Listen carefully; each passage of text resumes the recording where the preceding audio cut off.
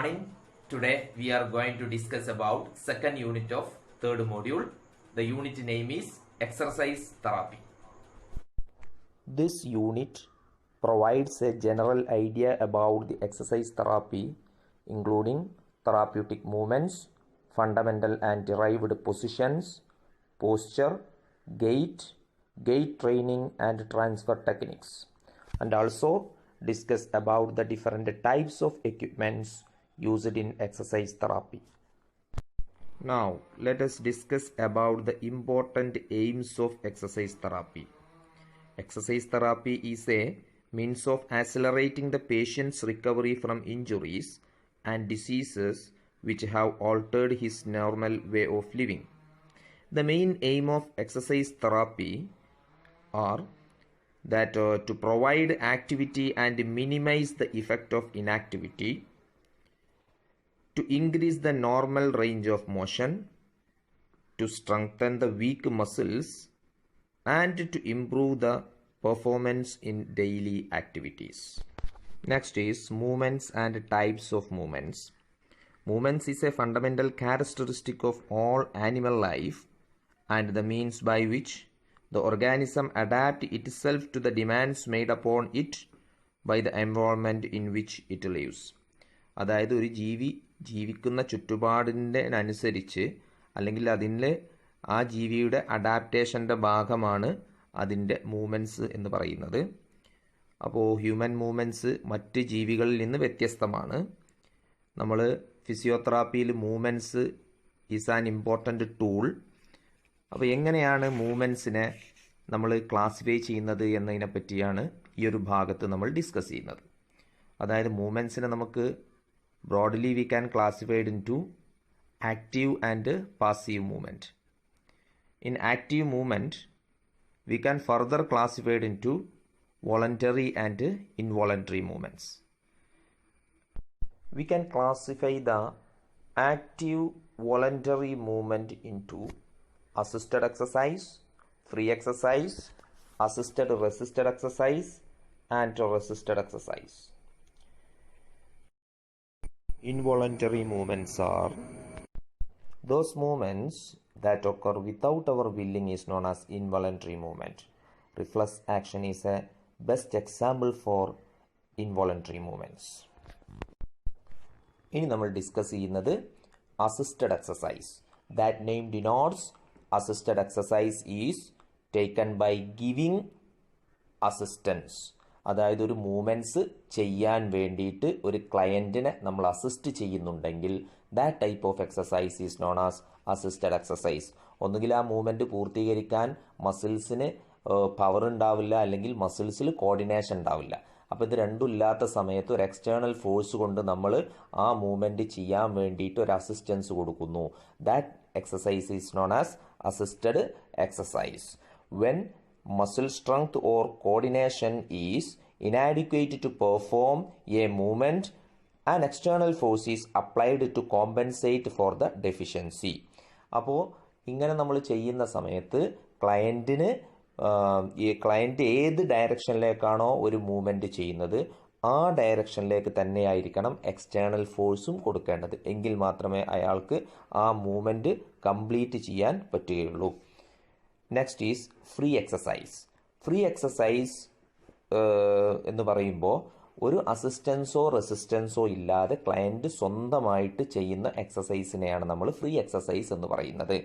അപ്പോൾ those exercise are taken by without assistance or resistance other than gravity. അപ്പോൾ യോഗ എക്സസൈസിലൊക്കെ ഒരു client സ്വന്തമായിട്ട് തന്നെയാണ് എല്ലാ മൂവ്മെൻറ്റും സ്ട്രെച്ചിങ് എല്ലാം ചെയ്യുന്നത്. അപ്പോൾ അവിടെ ഗ്രാവിറ്റിയുടെ ഒരു എഫക്റ്റ് ഉണ്ടാകും. ചിലപ്പോൾ ഗ്രാവിറ്റി അസിസ്റ്റൻസ് ആയിട്ടും റെസിസ്റ്റൻസ് ആയിട്ടും വർക്ക് ചെയ്തേക്കാം. പക്ഷേ വേറൊരു തരത്തിലുള്ള അസിസ്റ്റൻസോ റെസിസ്റ്റൻസോ അവിടെ ഉണ്ടാവില്ല. That type of exercise is known as free exercise. The next is assisted resisted exercise. These type of exercise constitute a combination of assistance and resistance during single movement. അതായത് ഒരു single മൂവ്മെന്റിൽ തന്നെ നമ്മൾ അസിസ്റ്റൻസും റെസിസ്റ്റൻസും പ്രൊവൈഡ് ചെയ്യും. എന്തിനാന്ന് വെച്ചാൽ assistance provide ചെയ്യുന്നത് മസിൽസിന് വേണ്ടത്ര പവർ ഇല്ലാത്ത സമയത്ത്, റെസിസ്റ്റൻസ് പ്രൊവൈഡ് ചെയ്യുന്നത് മസിൽസിന്റെ പവർ കൂട്ടാൻ വേണ്ടി. ഒരു റെസിസ്റ്റൻസ് കൊടുക്കുമ്പോൾ മസിൽ അതിനനുസരിച്ച് ആക്ട് ചെയ്യുകയും ആ മസിൽസിൽ അഡാപ്റ്റേഷൻ വരികയും അപ്പോൾ ഹൈപ്പർട്രോഫിക് ആവുകയും മസിലിന്റെ പവർ കൂടുകയും ചെയ്യും. അപ്പോൾ ഒരു മൂവ്മെന്റിൽ തന്നെ നമ്മൾ ഓരോ റേഞ്ചിൽ ചിലപ്പോൾ ചില റേഞ്ചിൽ അസിസ്റ്റൻസും ചില റേഞ്ചിൽ റെസിസ്റ്റൻസും കൊടുക്കും. That type of exercise is known as assisted resisted exercise. The next is resisted exercise. Resisted exercise എന്ന് പറയുമ്പോൾ നമ്മൾ റെസിസ്റ്റൻസ് പ്രൊവൈഡ് ചെയ്തുകൊണ്ട് ചെയ്യുന്ന എക്സസൈസിനെയാണ് നമ്മൾ റെസിസ്റ്റഡ് എക്സസൈസ് എന്ന് പറയുന്നത്.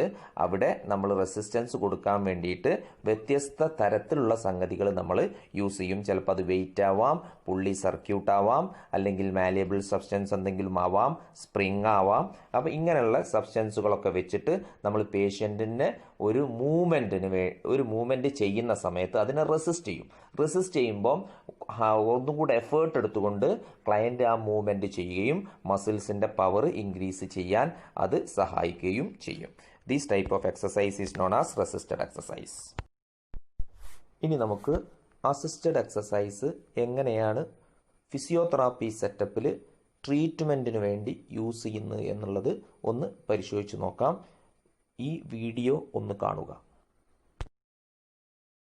When your surgeon or physical therapist gives you permission, begin doing active assisted exercises. You will now begin using the muscles in your healing shoulder or arm, but you will also use your other arm to help. You will need a sturdy wand around 3 feet long, such as a broom handle, cane, or golf club. You'll use the wand to guide and help move your healing arm. Only do your exercises on the schedule provided by your surgeon or physical therapist. It can delay your recovery to do active assisted, strengthening, or stretching exercises too soon. To protect your shoulder, do not do any exercise until your surgeon or physical therapist has shown you how to do it. Follow his or her instructions. Do not move your healing arm any farther than he or she tells you to move it. Do your exercises slowly and gently. You may feel some discomfort in your healing shoulder even before you begin your exercises. But if pain increases while doing an exercise, stop right away and relax your shoulder. If the pain returns to your starting level after you stop the exercise, try it again, slower and with less intensity. If you continue to feel increased pain, even though you've stopped the exercise, talk with a member of your healthcare team before continuing to exercise. For the first exercise, lie down with folded towels behind your elbow to keep it forward. Hold the wand in both hands. Your healing hand is palm up and your helping hand is palm down. The position of your hands is important to avoid putting stress on your shoulder. Keeping your elbow on the towels, move your healing arm to the side. Let the arm that did not have surgery do most of the work. Move your healing arm only as far as you've been told. Do not move it to the point that you feel increased discomfort. For the next exercise, hold the wand as before. This time, you will move your healing hand above your head. Use your helping hand to assist you. Move your arm only as far as you've been told. Do not move it to the point that you feel increased pain. You can also do this exercise without the wand. Put your helping hand under the hand of your healing arm and lift. The final exercise is done while standing. Hold the wand behind your back, palms up. Pull the wand up, keeping it close to your body. Then gently pull with your helping hand, so your healing arm moves farther behind your back. Move your healing arm only as far as you've been told. Do not move it to the point that you feel increased pain. Your surgeon or physical therapist may tell you to use a rope and overhead pulley to do some active assisted exercises. Be sure to securely fasten the pulley according to the manufacturer's directions. Sit with the pulley above and slightly behind you. With your healing arm resting comfortably at your side, grasp the handles or end of the rope in each hand. turn your hands so your thumbs are on top. The elbow of your healing arm should be slightly bent. Slowly pull down on the rope with your other arm to raise your healing arm forward and upward. Move it only as far as you've been told. Do not move your arm to the point that you feel increased pain. Hold for 10 seconds, then use the pulley to slowly lower your healing arm. As your arm grows stronger, you may be able to raise your arm and hold it upright with less support from the rope. Faithfully doing your active assisted exercises is an important step in helping your shoulder heal. Active assisted exercise ഒരു physiotherapy സെറ്റപ്പിൽ എങ്ങനെയാണ് ഉപയോഗപ്പെടുത്തുക എന്നുള്ളത് നിങ്ങൾക്ക് ഈ കഴിഞ്ഞ video കണ്ടപ്പോൾ മനസ്സിലായി. ഇനി നമുക്ക് റെസിസ്റ്റഡ് എക്സസൈസ് എങ്ങനെയാണ് ഫിസിയോതെറാപ്പി സെറ്റപ്പിൽ ഉപയോഗപ്പെടുത്തുന്നത് എന്നും അതിനുവേണ്ടി എന്തെല്ലാം മെറ്റീരിയലുകൾ ആവശ്യമുള്ളത് എന്നും അതിലൂടെ നമുക്ക് കിട്ടുന്ന ബെനിഫിറ്റ്സ് എന്തൊക്കെയാണ് എന്നും നമുക്ക് അടുത്ത വീഡിയോയിലൂടെ മനസ്സിലാക്കാം. Types of resistance training for beginners. In this video, we're going to look at some different ways to do resistance or strength training and some of the advantages of each of those methods. First up are free weights. Free weights include mainly kettlebells, barbells, and dumbbells. Barbells and dumbbells have a bar with weights attached at each end. Some of the advantages of free weights include that they allow for full range of motion. Free weight exercises work more muscles. As most free weight exercises almost always require assisting and stabilizing muscles to be brought in to help the targeted muscle to perform the movement. Free weights are more efficient, such as going from a squat to a bicep curl to a shoulder press. And free weights are very versatile, dumbbells in particular. You can get a set of dumbbells and work out just about anywhere. Next up are resistance bands, which are typically made out of rubber and come in different lengths and thicknesses. The different length or thickness denotes a different degree of resistance, and they're usually color-coded based on their amount of resistance. Some of the advantages of bands are that they are also very versatile, and that all you need to use them is something to wrap them around, which in many cases can be your own body. Bands are based on tension, which can be altered by moving closer to or further away from the point of origin. Bands are also great at providing what is called progressive resistance, which means that they provide an increase in resistance throughout the range of motion of the exercise. Exercise machines provide another way to do resistance training. Most of these machines are based on a cable pulley system to provide the resistance, and most gyms will have machines for all of the major muscle groups. Some of the advantages of cable machines are that the amount of weight or resistance can be easily changed by moving a pin to lock it in.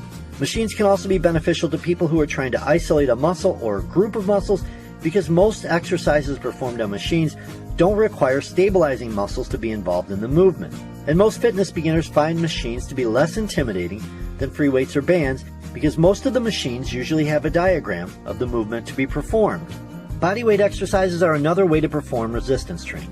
In these types of exercises, your body is providing the resistance against gravity. Some of the advantages of bodyweight exercises are obviously cost, because you don't need to buy anything, and you can do a workout just about anywhere. Bodyweight exercises also allow you to take joints through their full range of motions and require assisting and stabilizing muscles to be engaged to perform different movements.